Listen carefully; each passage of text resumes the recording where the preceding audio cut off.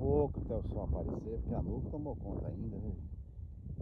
A nuvem ainda não deixou o sol aparecer para bater aquela beleza do pôr do sol mesmo, aquele dourado. Só tem aqui no açude da Pedra Riscada, viu? Lindo, lindo, muito bonito. Maravilhoso. Enquanto isso, vamos admirar um pouco das belezas naturais que aqui existem, né? Estão aqui. Quando o açude está cheio, essas pedras aqui nada aparece, viu, gente? Você vê o quanto ele está baixo. Elas ficam bem submersas. Só fica aquelas pontas lá para cima.